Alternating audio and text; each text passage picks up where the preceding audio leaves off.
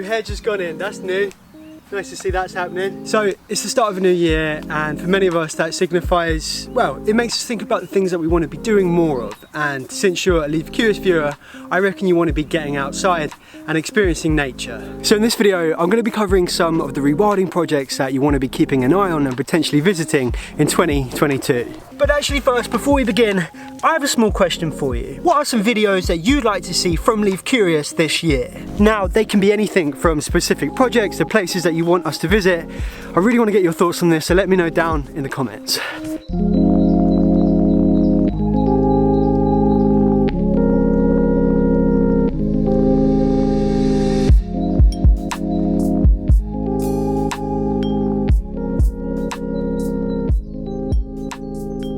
In the spring of this year, bison are going to be reintroduced to Kent. Now, they're not going to be roaming free all around everywhere. They are going to be within an enclosure in Blean Woods. This project is being set up by the charities Wildwood and the Kent Wildlife Trust. Bison are very large. They're actually the largest land mammals in Europe, and because of their size and their characteristics, they have very good impacts to the landscape around them. The ultimate aims of this project are to showcase these crucial interactions that the bison have with the landscape, but also to address some preconceived ideas about bison. I mean, bison are big. They stand around 2 meters tall, they weigh around a ton, and they can run at 30 miles per hour. But thankfully, bison aren't aggressive. So at the moment at Wildwood, there are 2 bison which you can go and see and learn from, but later in the year there will be some wilder bison released which are a little bit desensitized to people, and they'll be the ones which go into the enclosure, and there will be some access to the public to view the bison. I don't know how it will be. I don't reckon you'll be allowed to just go in there, but there'll be some like hideouts and there'll be some raised walkways, I would imagine. All right, this next one is for those of us which are looking for an extended break into nature, and Cabilla in Cornwall looks to be a little gem. So it's a farm, it's a site that focuses on research, restoration and retreats. You'll not only find beavers there, but you'll find some Dartmoor ponies and some black Cornish pigs all rattling around and shaping the landscape. But what most excited me about Cabilla was that they have some ancient temperate rainforest.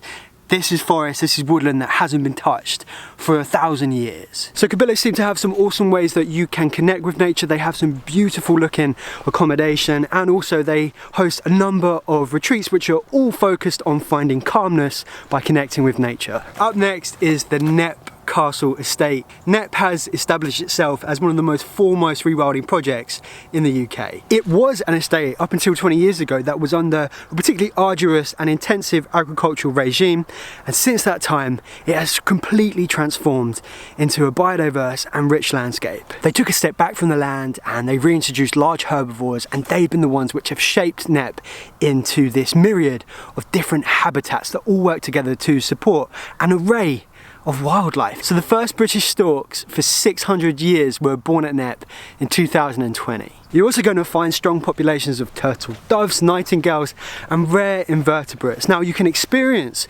all of this wildlife through safaris. You can also have extended stays there where you can stay in like a tree house, and you can also glamp and camp. There's loads of tours that go on. Knepp is awesome. Pine martens. Thanks to some really fantastic rewilding efforts, you're now in with a chance of spotting a pine marten in the wild in Wales. And these efforts can be credited to the Vincent Wildlife Trust, who actually translocated a number of individuals from a stronger population in Scotland to Wales, and they're also working with a bunch of other charities too. So you can now spot this little woodland specialist in Scotland, Northern England, Wales and the Forest of Dean. But they are notoriously difficult to spot in the wild. Your best chances of seeing them are on long summer days, first thing in the morning or at dusk. But for me, it would be enough just to see a sign of them, so keep an eye out for prints, droppings and some fur on the ground. So Wildken Hill in Norfolk is another place which you're going to want to keep an eye out for. It's a beautiful landscape that was the host set to BBC Spring Watch and Autumn last year. They have a dynamic approach to managing the land. They focus on regenerative agriculture, rewilding and some more traditional conservation measures. Educating their visitors is at the heart of what they do, and there are a number of tours where you can see different wildlife at different times of day, and there are a number of courses too that focus on the way they manage the land, like a rewilding course and regenerative agriculture courses. Beavers. This next one is just beavers. I hear that the year 2022 is going to be the year of beavers. Now look, that's not actually an official thing, that's just something that I'm saying, but with the new laws which are protecting beavers and with the interest from a number of different places that want to reintroduce them, you can bet that there'll be a beaver near you soon. UK landscapes co-evolved with beavers and we've been missing them. Our waterways have been missing them, our riparian zones are non-existent. Beavers can do a lot of good work this year. So you'll find beavers at many of the places I've already mentioned, but some of the well-known places to spot them is the River Otter in Devon and the Banff Estate in Scotland. But seriously, just Google it in your local area. They'll be near you. Alright, this next one is for those of us that want to get out there and get in the sea. There's some really great snorkel trails that you can now do around the Isles in Scotland. You can do one on the Isle of Arran, and I was actually really surprised at the amount of life that is there. All different kinds of crustaceans and starfish and like plant life.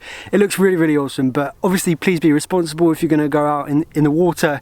You might need a wetsuit in the colder months, and bring a friend along as well, just for like extra care. So the Scottish Wildlife Trust website has some really great leaflets on all of the places where you can go snorkeling. I've linked that and everything else in the description of the video. So this last one is pretty special, and it's not a specific rewilding project as such. It's a rewilding network. It's known as Afric Highlands, and it was launched last year, and it's led by Trees for Life and Rewilding Europe, and it's seeking to bring together a lot of different communities and peoples of Scotland to really put nature at the forefront of how they manage the land. It's just a very, very large and ambitious area that's not only doing all of the practical land management stuff, but it's also putting a lot of emphasis on connecting and educating the people on how we can all benefit from rewilding.